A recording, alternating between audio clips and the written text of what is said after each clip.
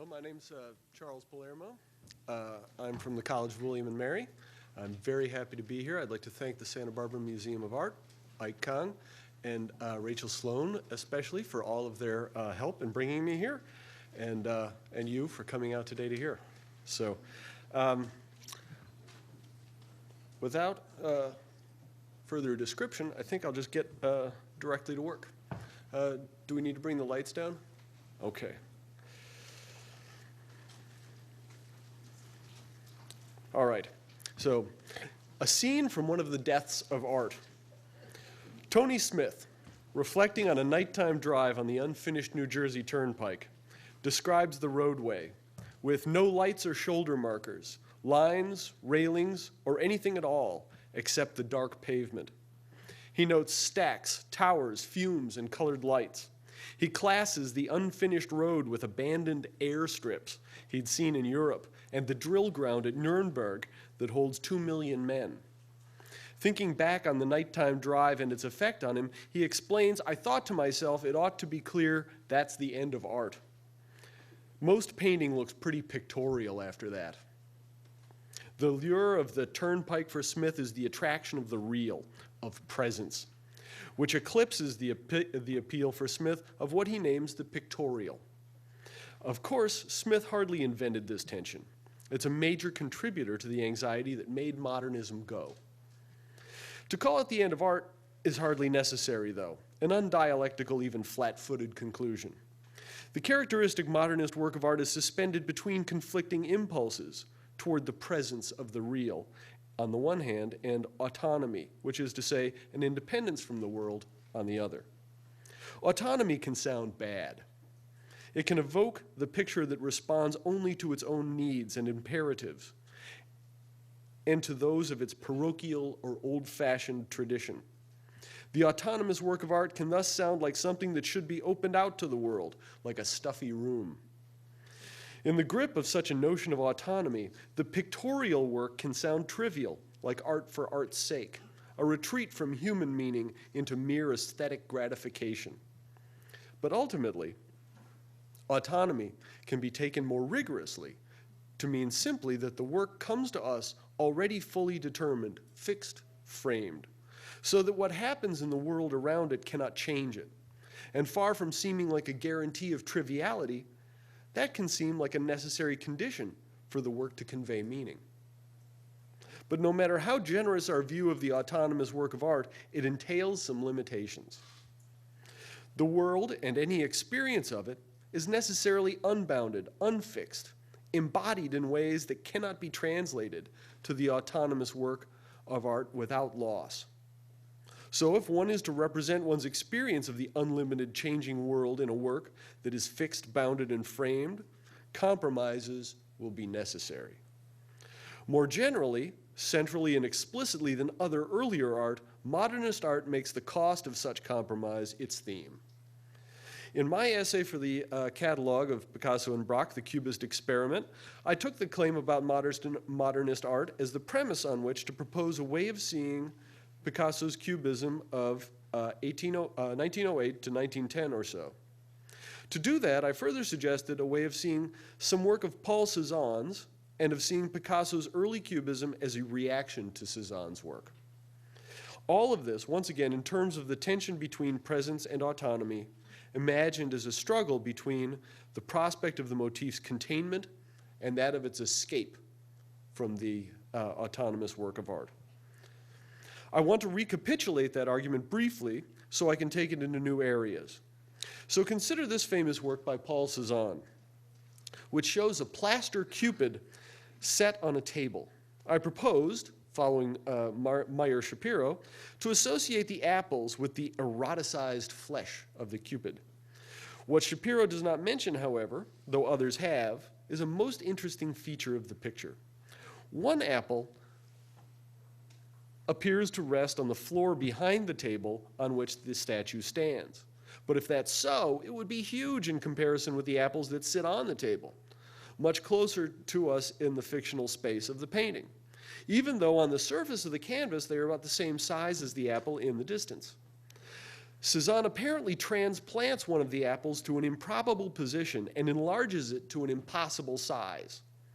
This seems like an arbitrary distortion, some sort of meaningless mistake, unless one compares the apple to the belly of the Cupid.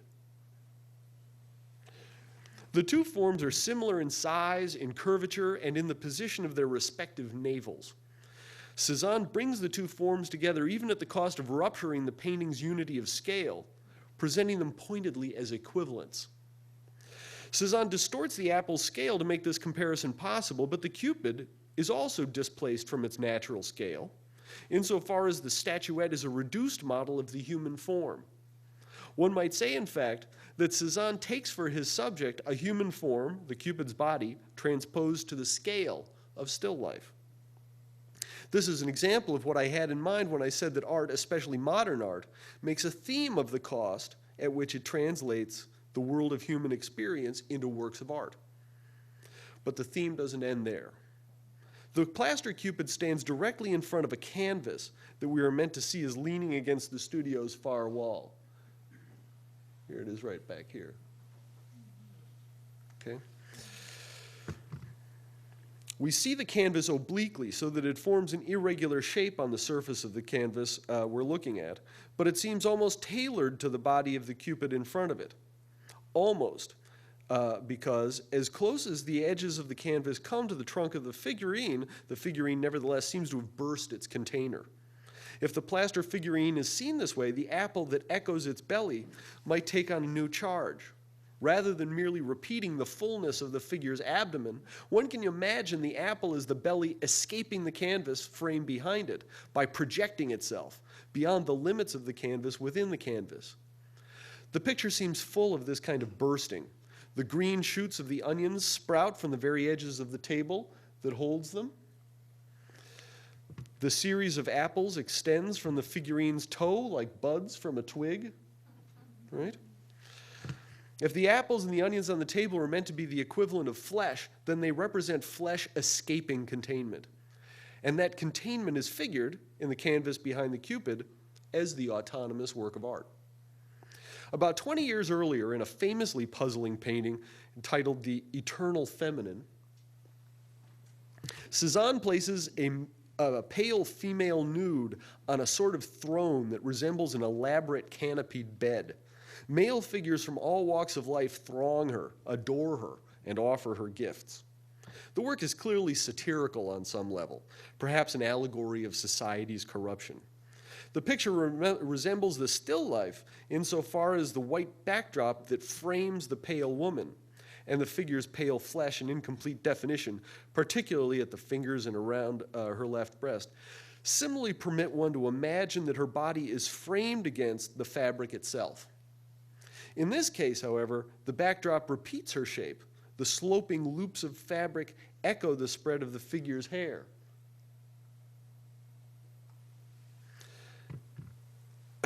As it flows over her shoulders and arms, emphasizing the framing function of the white enclosure. Unlike the framing backdrop of the still life with plaster Cupid, though, the pointed white throne on which the nude reclines both entirely contains her and extends her presence to other areas of the picture, into the still life at the canvas's left, over here, along the length of the trumpets that herald the nude, and across the picture's upper right, blending into the very canvas on which the painter renders the scene, right up here. The white backdrop fulfills the functions of both the canvas behind the figurine in still life with plaster Cupid and of the apples and onions in that picture. It is the frame the body escapes and the stuff through which the body extends itself into the space around it. The double function of the white fabric in the Eternal Feminine interests me especially because it reveals something about the way Cézanne understands his place in the world and about the way he represents it. The figure of the painter at right, turning backward from his canvas to look at the spectacle he's painting, which I naturally take as a point of identification for Cézanne, stands squarely within the white cloth's spread.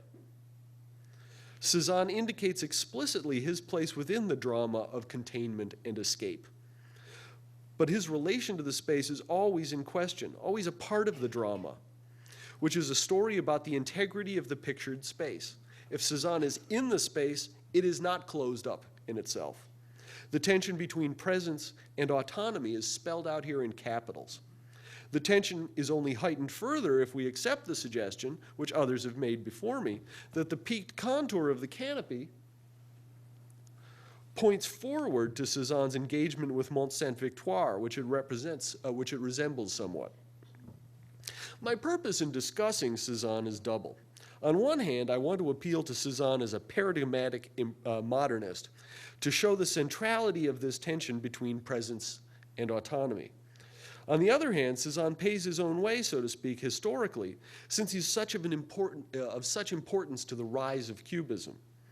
Thus, my argument about the tension in Cézanne's work is both about the essence of modernism and more specifically a genealogical account of cubism's similar tension, at least in Picasso's hands. So let's look at Picasso's composition with skull. It is a document of cubism still new and still searching out its own nature. It's from 1908.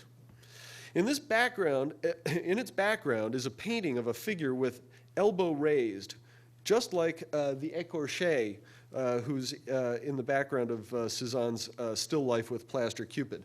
Right? You can't see the elbow of it, but it's a very famous figurine that was common in painters' studios. And this is another canvas with that figurine painted on it, leaning in the back. Further, as in Cézanne's painting, Picasso's features a human presence, front and more or less center. Here it's a skull. Of course, Cézanne painted skulls too. Perhaps that fact guided Picasso in his choice. So, as I did with Cézanne's painting, I will claim that Picasso's too is a story about the human presence in pictorial space. The paintings of the écorché, or in Picasso's case, of its elbow, that appear in both pictures do so in ways that typify each artist's concerns. Cézanne's painting within a painting is cut by the framing edge of the literal painting. Picasso's fictional painting is tilted up so that its tip juts up with the écorché elbow to touch the framing edge of the picture. Right? See, it sticks up right up there. In fact, since the écorché elbow presses directly into the painted frame's angle, the two pointing gestures seem intended for a kind of identity. Right? The elbow points the same way the framed picture points at the frame of the literal picture. Whereas Cézanne's painting is placed obliquely and cut as if haphazardly by the framing edge of the painting. That is, as if to act out the indifference of the framing edge to the pictured objects, or their imperviousness to painting's attempt to contain them. Picasso's picture shows both figure and fictional painting tightly compressed within nested containments. That contrast offers what seems to be a stark difference of sensibility. But is there not also something of Cézanne's interest in the failure of representation to contain bodies to be seen in Picasso's redundant containers?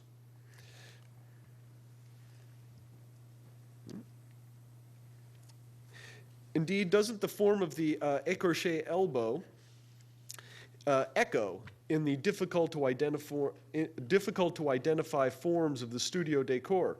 First, immediately to the painting's left, right? And then again at the painting's left edge, maybe down here. Right? Perhaps one would even see in the sharp fold of the drapery on the table that is silhouetted against the painting of the figure something like a pointing gesture in the same direction and in line with those of the elbow and the painting's frame. So this little loop of fabric pointing up this way seems to repeat this pointing and this pointing. Right? Picasso's composition seems to respond to Cézanne's as if to translate his drama of containment and escape, of autonomy and presence, into new, specifically cubist terms, and thereby to make them work differently. To see what this might mean, let me return to Leo Steinberg's discussion of Picasso's monumental Three Women, in which, as Leo Steinberg noted, the figures terminate at their margins, coalesce where they touch, or cross over in clinging flatness. This is similar to Bois' analysis that we were just hearing about. He continues asking us to note that the middle figure is still engaged to the rock behind, its mere promontory, that her haunch fills the mold of a neighboring thorax. This is precisely what Lisa Florman was describing over here. And that the counterchange of dark and light tones on her centered leg forms a repeating pattern with another's adjacent thigh, even where outer limbs give on flesh-colored rock the momentum of mutual incorporation runs on, making body mass and surround consubstantial. Takes a while to get used to Leo Steinberg's diction. I hope it'll work for you. This is not just about the objects or one's perception of them. Cubism's worrying over the object is also about the relation of the pictured world to the picture itself. Three Women makes mass a function of what Steinberg calls watersheds. An inference, as he explains, drawn from the fact that the canvas plane is crisscrossed by lines standing for pleats and ridges. An irregular lattice of arises emerges as the condition of three-dimensionality in symbolic form. As an analysis of Picasso's strategy for creating mass in Three Women, this strikes me as no less than right. Compared with a coherent use of color or with a systematic reliance on perspective or overlapping. Steinberg's arises are overwhelmingly the key agent of volumetric effects in Three Women. I find 2 points, though, to be of further importance. One is the way Steinberg relates this account of volumetric effects to the nature of pictorial representation. Steinberg makes analogy between Cubism's structure and that of a language. Picasso isolates the incidence of planar change, he writes, much as a linguist might attend to the incidence of syllabic stress in the sound stream of articulate speech, screening out other factors. Or think of the dashes in Webster's dictionary that dismember the flow of a mel, lif, lu, us word into component parts. Picasso meditates on optical disconnectives until the linear markings of planar change become his disembodied sign system. The aorist, abstracted symbol, becomes the lone component of mass, to dominate at last even the Cubist masterworks of 1910 to 11. To paraphrase just slightly, I take Steinberg to be proposing that these arises, these folds, pleats, or discontinuities that make the mass in this picture work a little bit like the hyphens the dictionary uses to break up a word into syllables. Sorry, too much teaching. Okay. But that, he says, his explanation of how these show up in the works of 1910 and 11 is another essay. Which is as much to say that the translation of the visible world into the world of Cubist representation depends on its internal divisions, on bringing divisions of the same kind that separate one object from another into the object itself. This is significant, given that we've already noted the importance, at this very moment, of Picasso's identification of the contour of the human figure with the framing edge, both of a frame in the picture and of the frame of the picture. That means that Picasso's Cubism first compares the body in its distinctness, its autonomy, with the work of art with its framing edge. Then the body's framing edge, so to speak, passes into its interior to challenge its wholeness, to break it up, just as the linguist's divisions dismember the word. But this is also to say that the plane of representation, that of the unbounded sound stream, is thought of as being unframed. Or that by asking us to think of the Cubist picture as being like the sound stream, Steinberg is suggesting that its boundaries, its beginning and ending, are not what constitute it, what give it coherence. Rather than having boundaries around it, it is rather made up of the disconnectives, the frames, the hyphens within it that structure it. The work of representing the world defies wholeness, like the sound stream. The frame emerges from within it.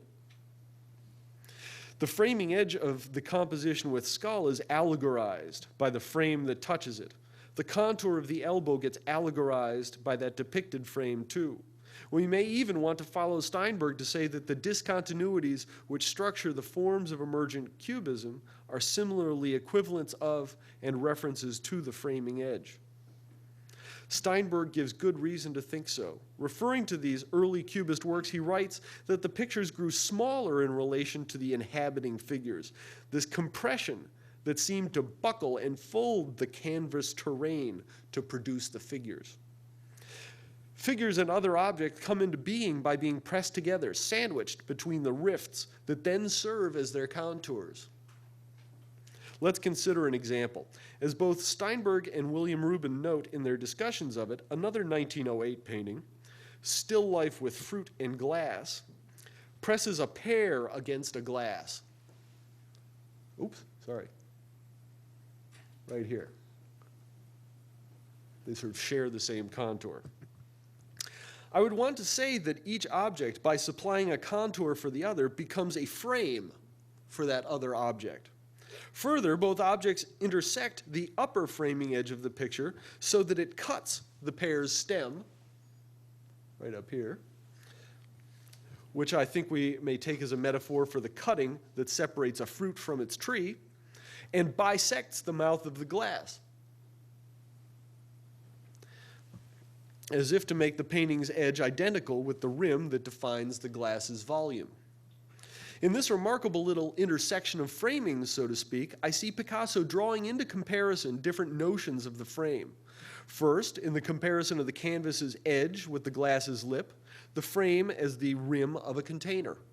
Second, in the intersection of the picture's edge with the pear's stem, the frame as a cut in the fictional world of the picture. Third, in the continuity of the pear's contour with the glasses, objects as frames for each other. And when, as eventually happens in the historical development of cubism, the cubist image begins to pull away from the framing edge, it is not because the pictorial elements that crowd the composition's center no longer enter into the analogy with the framing edge I've been discussing. They just do so at a safe remove from it. Further, I want to say, a new stress falls on the metaphorics of framing. It's as if the lines and angles that partially and ambiguously define objects in the cubist space were frames for those objects, functioning in the senses I just outlined. Thus, in Picasso's 1910 etching The Monastery for Max Jacob's Sainte-Martorelle, an inflected facet plane opens the portal of the monastery's walled perimeter. You see this down here? Like any facet plane in a cubist picture, it seems a little bit turned in space to dip or project out of this shallow space. But here, the way it turns is like the way a portal turns to open a passage. Identifying the shallow cubist depth with the space of the monastery's enclosed land. The portal then becomes the limit, we might say the frame, of the monastery's space, as it is the limit of cubist depth. Another image from the Sainte-Martorelle project makes a parallel case. Near the lower edge of the table, and a little to the right of center, a drawn ring pierced by a horizontal line suggests a key or a round drawer pull. Right? Like the portal that opens up in the walled cloister, the drawer implies an opening in the space of the table, an inside that contains the space of the still life object in a way pointedly like the way the space of the picture contains the still life. On that table, though, a glass, or so I understand this form to be,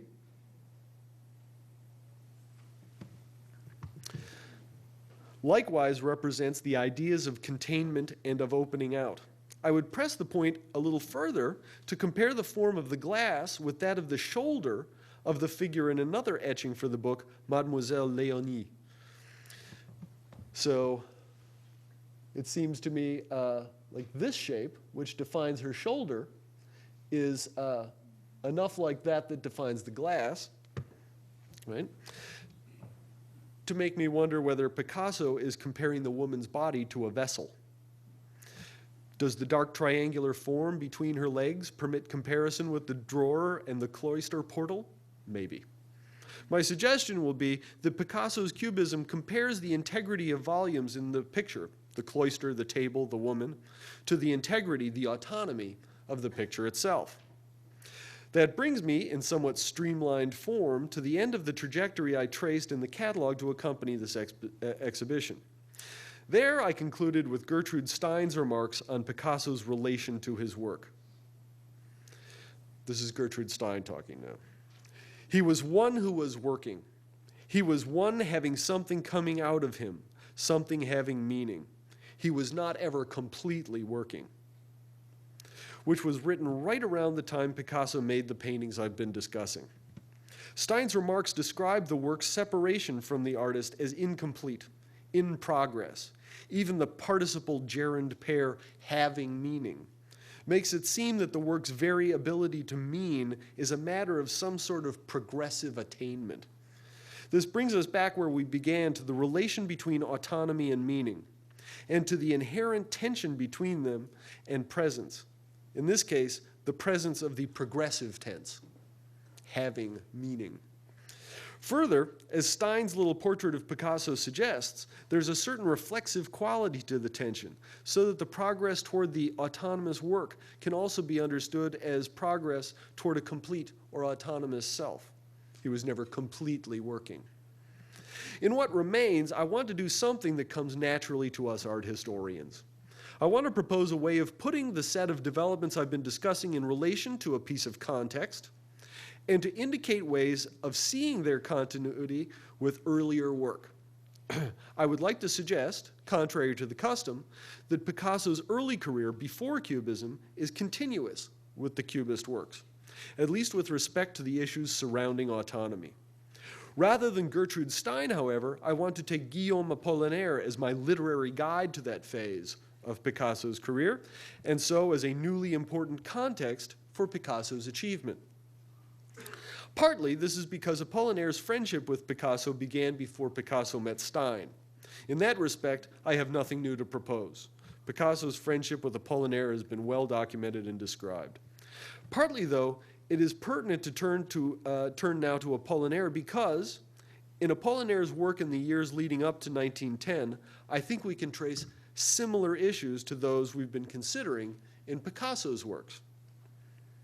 Among the stories Apollinaire later collected in the Heresiarch and Company of 1910 is the tale of Gabriel Fernessun, the Latin Jew of the story's title.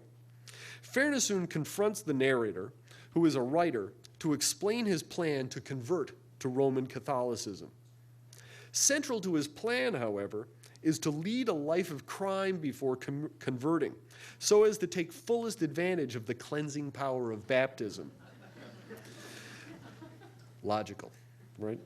The narrator warns Fernessun against his plan. After all, he may die suddenly without having a chance to arrange for his baptism.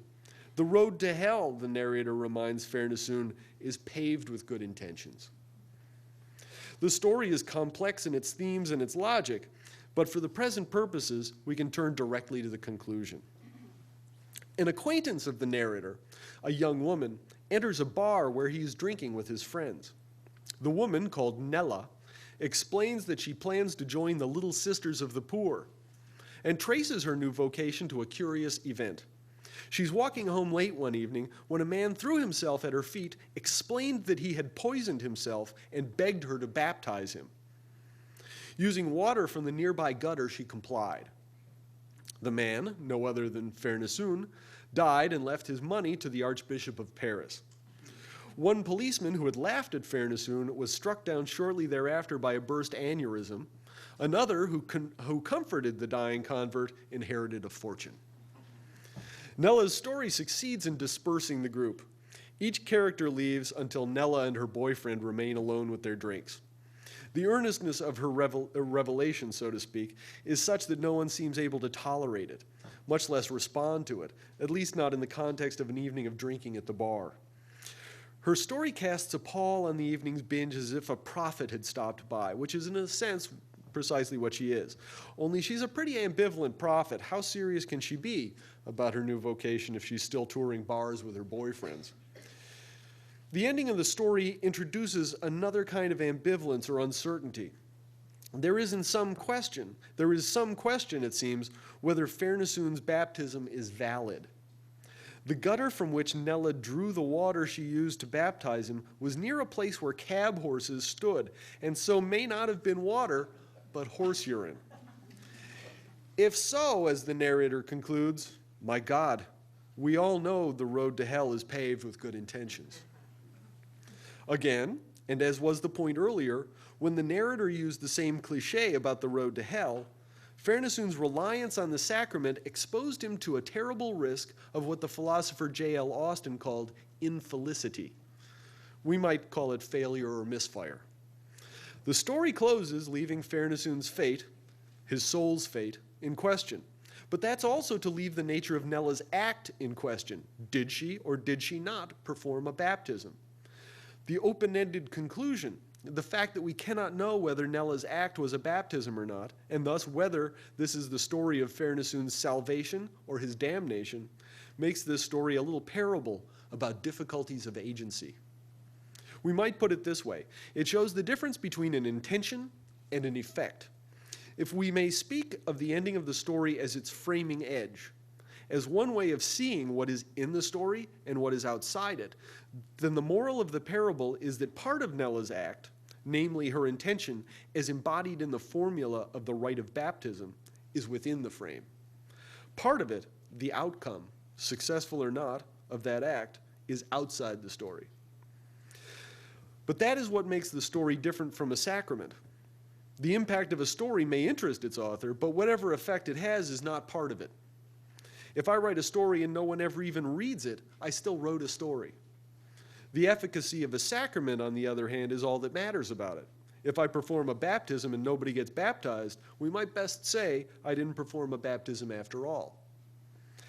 And yet, it is a primordial convention of stories that they are meant to be read and to affect their readers. This returns us once again to our major theme, the tension between the work of art's autonomy, its self-sufficiency, and our sense that it should have or become a presence for us, that it should have the power to make an impact on us and in the world. But Picasso made this tension internal to his paintings well before Cubism. Consider this 1903 picture from the so-called Blue period, poor people on the seashore. Three figures turn together, but their downcast eyes do not meet. The three remain more or less isolated, unified by nothing perhaps but their misery. I say more or less isolated because the boy may be thought of as caressing the man's hip. Right? Right here. There we go. I am terrible with the laser pointer. I never use them. Okay? Right there. The gesture is ambiguous, a marked fact if only because his hands are the only two visible in the painting. If the boy's hand does rest on the man's hip, then the gesture may be read as an expression of sympathy or love, or as an attempt to get or direct the man's attention. In any case, it will reduce the isolation they suffer, or at least it will make them aware of one another. But it may not be a touch we see after all. That raised hand may be making one of the cryptic gestures that are common among Picasso's early figures. A gesture so unreadable that even if one of the other figures were looking at it, one suspects it would remain unintelligible to them as it is to us. The matter assumes here an even greater importance if we look at the painting beside the nearly contemporaneous Blind Man's Meal.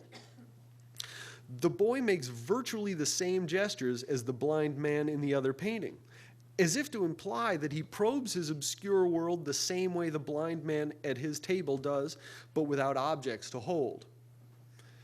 The items the blind man reaches for, a piece of bread and a jug of wine, of course, are the two species of the Eucharist. In this, the picture is characteristic of Picasso's work of the time, which routinely alludes to sacred subjects. I suppose his transfer of the blind man's gestures to the boy carries along with it the suggestion of a sacramental act. We may compare the boy, then, to Nella. And as did Apollinaire in the case of Fairnessoon's baptism, Picasso pointedly withholds from us the central piece of information which, if we had it, would allow us to name the central act the painting depicts. And that act might, like the baptism in the Latin Jew, have consequences outside the work of art, like a successfully performed sacrament. Let's say there's a parable, then, between the question of whether the boy is touching the man and whether the painting can touch us. I'll offer one more observation along similar lines about this picture and sketch some of its implications before I move on. This time, it's the figure's feet. Each figure plants one fully visible foot on the shore. Indeed, the prominent feet are among the most solid-looking objects in the picture. One of the women's feet is hidden beneath her long skirt. The foot at the end of the man's long left leg is truncated and mostly hidden behind the boy's left leg. And the boy's right foot is a ghost, a transparent foot at the end of a solid trouser leg.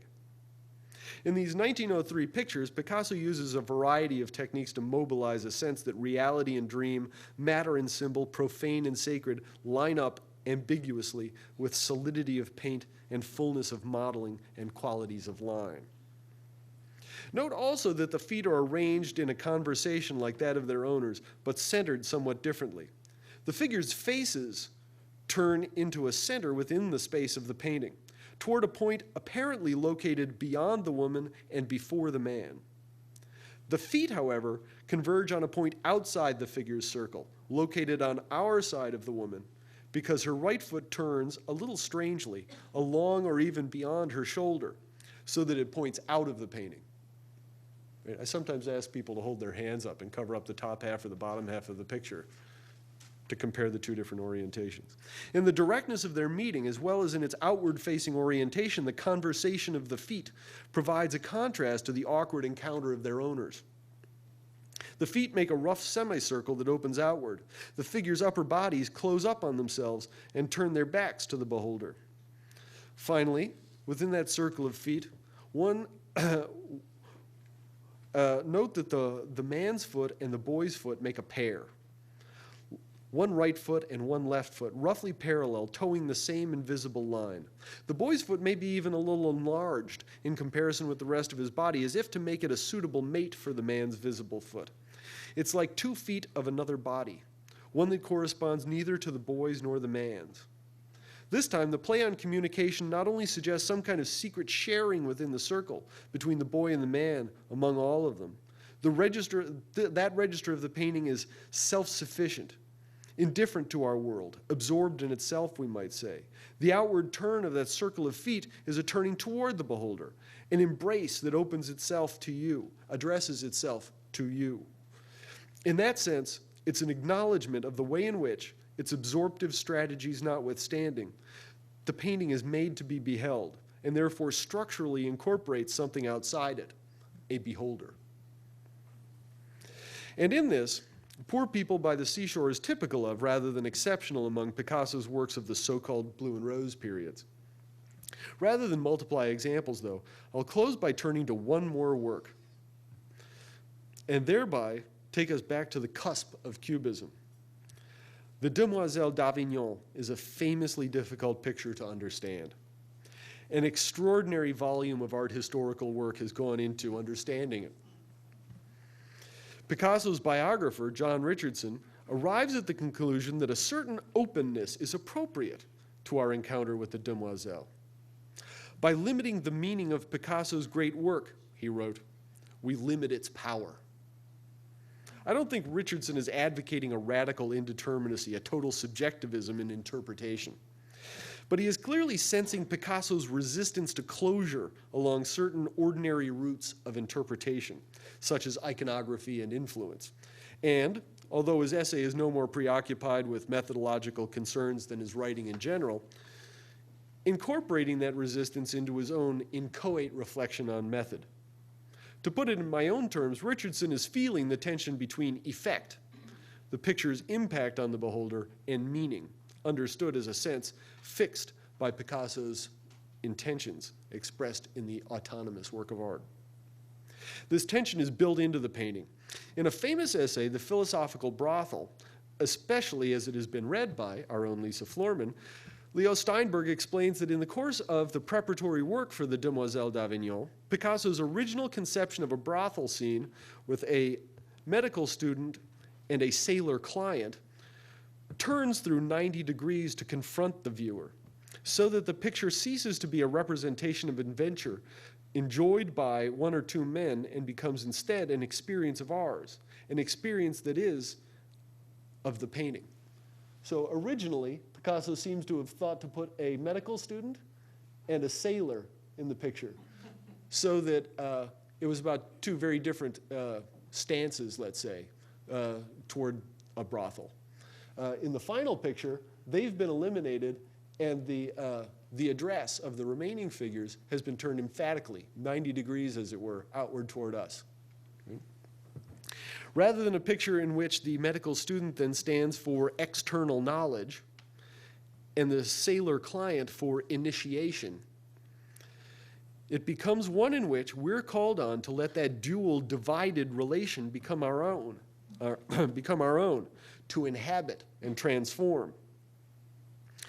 The dimension of Steinberg's essay that Lisa recovers from earlier discussions, and which it seeks especially to emphasize, argues, in Steinberg's words, that the picture declares that if you wholly accept and undergo the aesthetic experience, if you let it engulf and scare you, as Gertrude Stein says Alice B. Toklas was scared by the Demoiselle, then you become an insider. It is in the contagion of art that the types of knowledge, the external and the engaged, intermingle, and the distinction between insider and outsider falls away. Florman glosses the lesson, clarifying its stakes by tracing Steinberg's model of beholding through Nietzsche's account of the Dionysia's chorus. Everyone present, this is Lisa writing, everyone present, that is, shared equally in the Dionysian state of ecstasis. This just was the work of tragedy, and the actors, the staging, the written play itself, all were only means to its attainment. I take something similar to be the main point of Steinberg's invocation of Dionysian tragedy in the face of the Demoiselle. We, its viewers, fundamentally belong to the work, as participants rather than spectators. We are not meant to stand over and against it as subject to object. It might even be said that we are, like the players on the stage, simply the way the work happens, the vehicle through which it comes into being. That is to say, there's more to the picture Steinberg draws than a reference to the intensity of the beholder's response. There's also an ontological side to it, insofar as he suggests, via his reference to the chorus, that the beholder's response participates in constituting the work of art. We might say, as we did of Poor People by the Seashore, that the work structurally incorporates the beholder. Does that deprive the work of its autonomy? Does that make the work's meaning indeterminate or a function, as Anna Chave has argued, apropos of the Demoiselle, of one's subject position? I don't think so. Recall the distinction we encountered in reading Apollinaire's Latin Jew between a work of art and a sacrament or rite. If we decide, after all, that it is a painting, then we may be horrified or seduced by it. We can say it looks pretty pictorial after that, but it will be a painting.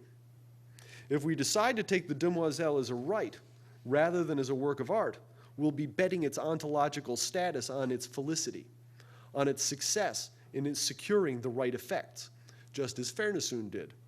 And we all know the road to hell, like the New Jersey Turnpike, is paved with good intentions. Thank you.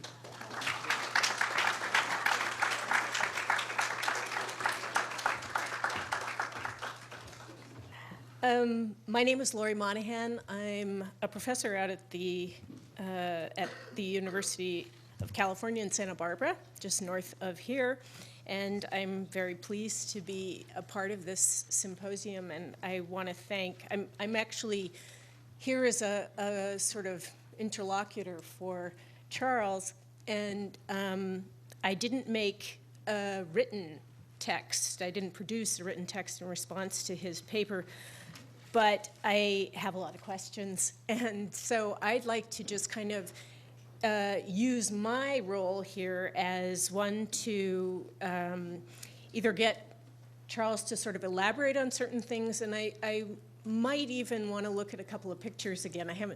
I'm not sure. Let's just see how it goes. But I want to thank Charles and Lisa for really fine presentations this morning that were really thought-provoking and quite complex, actually. And so one of the things that I think we can say is that the frame, obviously, is an important part of your understanding of these pictures. And I think one of the interesting things about this presentation is that it brings what, as Charles sort of alluded to, the earlier works of Cubism, sometimes not even technically considered Cubist, say as Demoiselle or whatever, into some kind of working relationship with that later Cubist moment. And so I thank you for that. I appreciate that. One of the things, though, that struck me was in your presentation, when you turn to Cubist works, you use prints. And obviously, that would make sense because we have these prints in the show. But I'm wondering if you have any comment about that relationship to actual painted works by Picasso. And one other thing that struck me just in the wake of hearing and seeing the images again that Lisa presented, I was thinking about the frame in relation to Braque's violin and picture where he nails it. So you have this sense of the frame still being in the frame. Mm-hmm. Well, one issue I'd be, is my mic working? Good. One issue I'd be interested to think more about. I tried a little while I was writing this essay, and I didn't get very far with it, was how these issues play out for Braque. It's conventional. It's very common for us to speak of Cubism as though it were a single thing.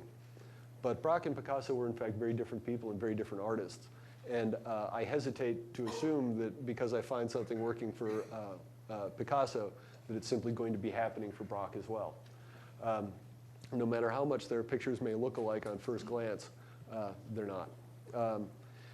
That said, I would be fascinated to discover ways in which something like what I'm talking about could be found at work in Braque's pictures, and maybe when we have some time in the study day to stand in front of them, that could happen.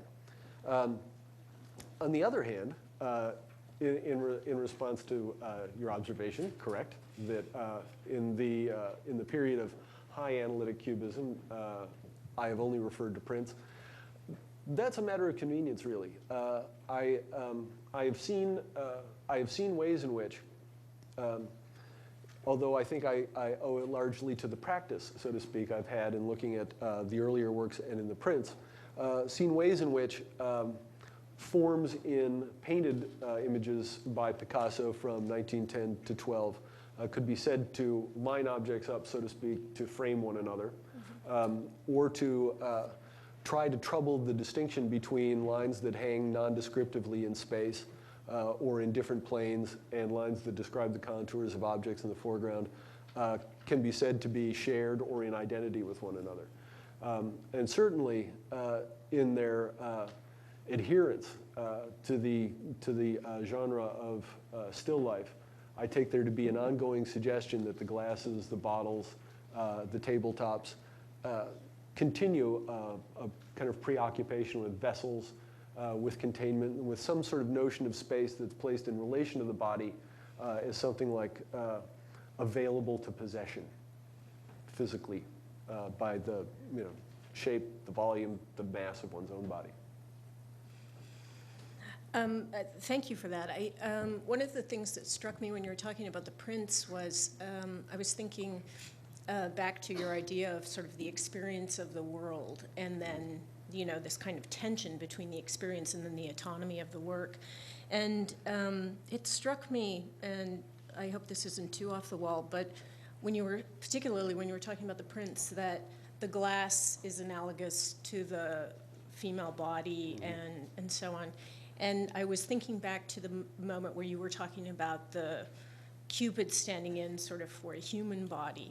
And I was thinking, that's interesting because you have a statue, which is an inanimate object, standing in for the human body, whereas when we get to the female nude, she's almost standing in for an inanimate object, which would be the glass. Right, right. So I wondered if you had any comment about that kind of tension, because, I mean, there are feminists that argue that female nudes are objects to, male painters in many instances, and certainly Picasso takes plenty of liberties in pulling that body apart. Yes, yes. So. And I would think that would be about right, actually, that in this case we're talking about a certain kind of mastery by objectification. The fact that Picasso does that with male figures as well shouldn't undo the fact that he favors doing it to female figures. And I think... it's not quite the same with a male figure. Well, I mean, right. You could call it objectification, but also, I mean, I think consistent with your argument, you'd want to say that the female figure, like the glass, like the sculpture, like the apple, those are things that presumably the artist has some physicalized relationship, wants to touch, right? Right. And so the male figure, not so much.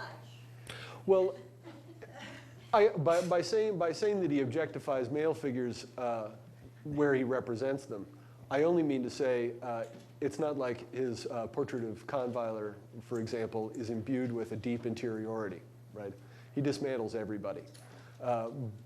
But that becomes, but the fact that he wants to turn to the female figure so frequently, I think, is exactly about possession, mastery, about finding some pictorial equivalent for a certain kind of relation he wants to maintain to it, and that is in some way continuous with the observation Meyer Shapiro made about apples being, Cezanne's way of making flesh physically accessible. Yeah. I just add to that, in sort of Lisa's point, that Kahnweiler, you never imagine any portion of him is a glass. No. Right. And I think that's what I found interesting about your argument, but also something maybe to think more about, because on the one hand, there's a kind of corporality that you are sort of arguing for, getting sort of, translated first into the painting, and then, in a sense, like out to us in the end with the Demoiselles. Yeah.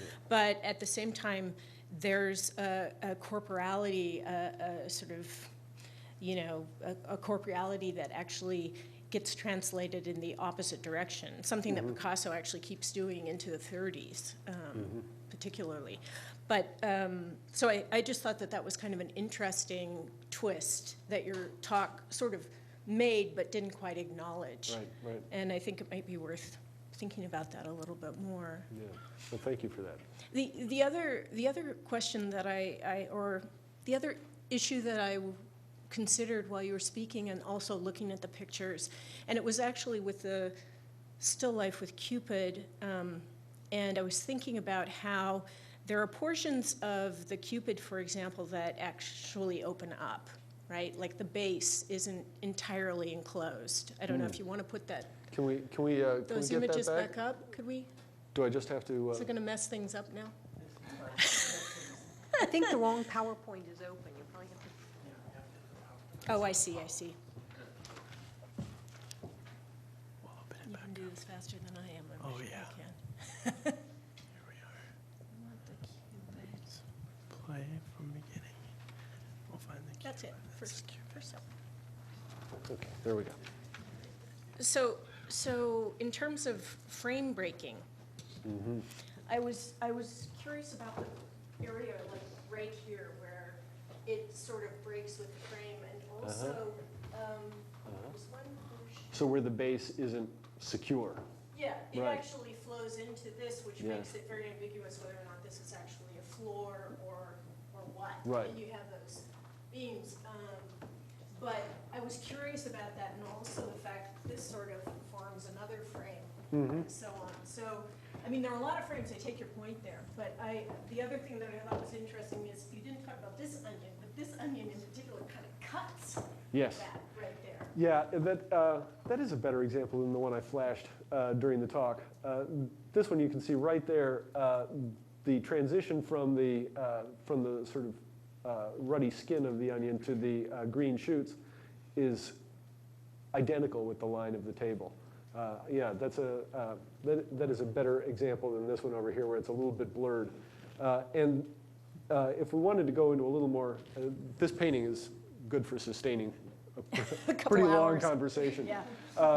Over here, the cloth that seems to be swirling around the plate down here where the little group of fruit sits, it's hard to see how that is discontinuous with this loop of fabric that goes into what I take to be another still life leaning up against the wall back here, which is, it seems like just another way of Cézanne pointing to a continuity between, autonomous work of art and the real world. Yes? And just to, there's also a very nice example in this painting of objects framing one another, the onion that slots in there so nicely in the space between the plate and the base of the statue, click, like a jigsaw puzzle piece or something. Right, Yeah. right. Could that be the pointed tip of the onion? That's a great suggestion. I like that. Eases out like the white. Yes. What you were talking about. Yes, you're right. You're right. But this And now that we're started, actually, look at The symposium time. look at the toes of the Cupid are thrown into such deep relief there, right at what looks ambiguously to be the end of that little base it's on. It's as if they're meant to break the plane of the little sort of mini plinth that supports him. And one could go on, yeah, no, definitely. one could go Yeah. on. But actually, your mention of the blue reminds me of, no, I'm not sure, I'm sorry. This, I had a question for you, too, Yes. just in relation to your discussion. And one thing you didn't mention was the fact that there's this blue here, and then this blue Right. extends out. So Yes. it's almost as if there's a kind of transparency Mm-hmm. the frame doesn't contain. Oh, sorry. Could you not hear me? I'm sorry. Should I say it again? Is this on? Is it on? It isn't? I heard her try screen. Screen. See? See, you can't tell, can you? Okay. What I said was, I found it interesting that this blue here doesn't, actually extends out here. And I was thinking about how you had talked about in Cézanne, that kind of bleed Right. of the fabric. It does suggest that the space, the contained space of this picture is not securely contained, that it's somehow continuous with space outside it. In the same way that, the echo of the elbow over here in this form suggests that the body in the picture isn't either. Once again, I've got to agree with you. That's great. Especially since you're kind of agreeing with me, which is wonderful.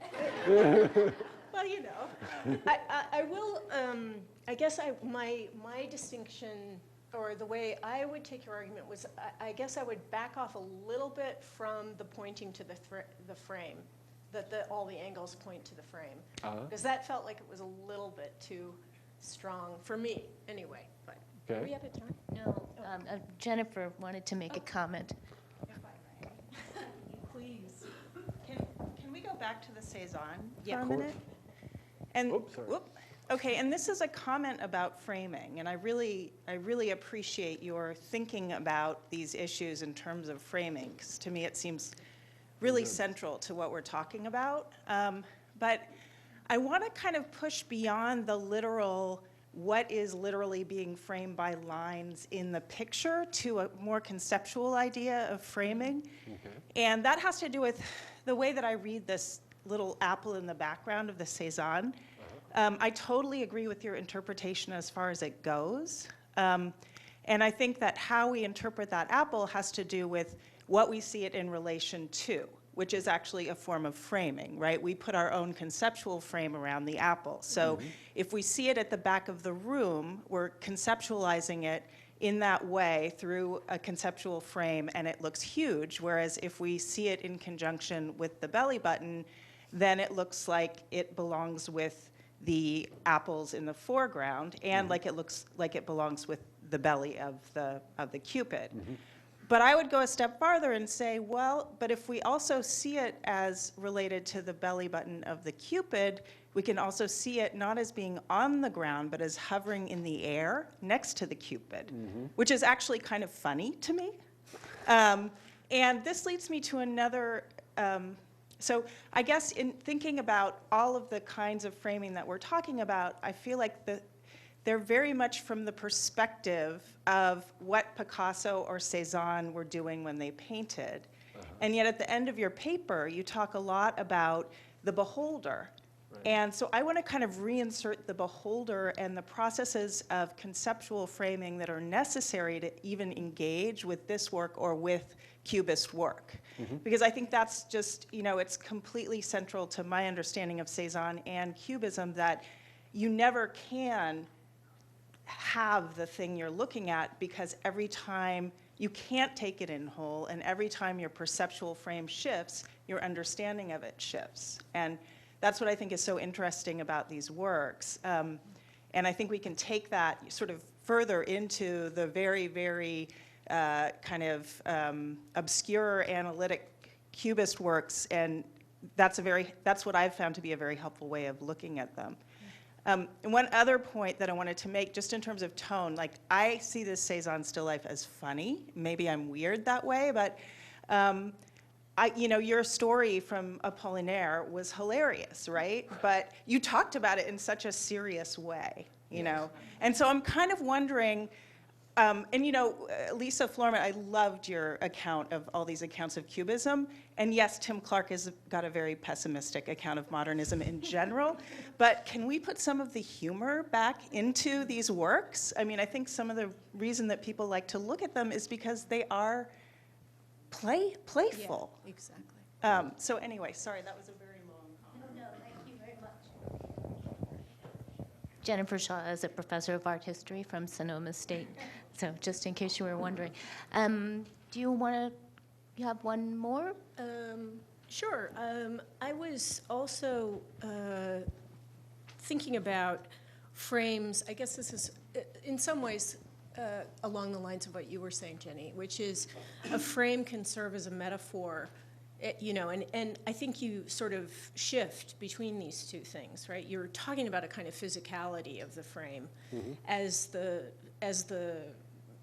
barrier or the thing that gets broken between, say, experience, worldliness, which I take as a kind of instability. I mean, you know, that as you pointed out at the very beginning, the world is constantly changing and so on. And that's kind of the dilemma for a painting that wants to sort of speak to that kind of modernity, the notion of constant change and so on. And so I wondered if the frame is kind of, it's as metaphoric as it is physical, in the sense that a lot of this playfulness, which I agree with you, Jenny, I think that's right on. Because it is, I mean, if anybody who teaches these knows that as soon as you get a student starting to talk about them, they can't, it's always, everything's falling apart, nothing makes sense. I can't tell if the apple is, you know, on a table like the other apples, et cetera, and then there's these dishes and white pedestals and so on. And you get all that sort of play with it, that some of that, that conceptual sort of inability to frame is, you know, you can't frame it and contain it. That it's, you could push that, I think, a little bit more as a kind of metaphoric thing. I think you were taking it quite literally when you were describing the pictures, but I think in terms of these, you know, these things, sorry, I walked away, you know, that break a frame, or in the case, for example, of the pear that frames the glass, it frames one side of the glass, and they share it, it's true, but then how and what do we make then of the area on the right? I was just wondering how that fit into the frame, or if it's really our conceptualization of how we make things cohere, you know? Well, it would, I would want to say, actually, that my larger point is that the framing thing is conceptual. I mean, I talk about the literal frames because I'm talking about the way Picasso makes a metaphor out of this, but that the work of interpretation always feels like it's happening over here on our side of the frame. And that is just the way it's always going to feel. If issues like, say, putting a contrast between the paired side of the glass and the open, free side of the glass with the edge of the table on it, is Picasso's way of showing us the difference between two ways of constructing the side of a glass. He's saying, you know, there are a lot of different ways to do it, and you are responsible for making some of the effort to determine what's going on at any given place in the picture, and there's no remedy for that. In fact, I'm going to make it worse so you feel it. Is a way of making the fact that the work of interpretation happens on this side of the frame an uncomfortably present fact for you. And I think that's what this is all about. Can I say something about this picture? Sure. Of course. This one, to me, it's not just the issue of the edges, and you're trying to decide which edge that intersection belongs to, but as I look at this, if I focus only on the glass pops forward and the pear goes in the background. But if I focus on the pear, the glass goes into the background. Right. Can you guys see that? Yeah. So, I mean, it is, again, it's like that duck rabbit or vase thing, and Cézanne does this all the time too. Yeah. It's impossible to see them both together. I mean, you have to shift yourself and see one or the other. And if you look just at the right side of the glass, it seems to me, at one level, we know we're seeing table and background wall, but the more pronounced spatial illusion for me is of a projecting, not a concavity, but a convexity coming forward. Well, you know, that's a logical impossibility, but you know, as part of a cube there, with the green part being one face and the ochre, sienna dropping down. So the same, but the paintings, these paintings are full of those things. Right. Yes, I agree with that completely. I'm going to add one more. The way this side of this pair is modeled is so much like the way this side of this pair is modeled, and the two of them are held so close and so nearly parallel that it almost feels to me like I'm being tempted to compare the fact that this one ends up being the edge of another object with the fact that you can't play that trick with this one, that you can't turn this pear into some sort of bizarre triangular sickle of fruit that's jammed in between the pear and the glass. So some lines formed by contours float free, and some lines get attached to objects, and it starts to feel much more like it's obeying the logic of 1910, 1912 cubism than it is you know, the Cézanne-esque or Rousseau-esque phase that this would, you know, be given to usually. I was just going to, oh, sorry, can I just wait one more quick comment? I was just going to say that one of the other things that occurred to me, and I thought it followed on from what Lisa had talked about in her presentation, was this idea of sign systems and arbitrariness and so on, which has been said many times about cubism, but that in some way, I think, also is inflected in the concept of a frame, you know, and so I look forward to the rest of the papers because I think that all of these are going to intersect and really, they're going to be like this. Okay? So thank you. Yeah, thanks so much. I think we probably do want to move to the next paper.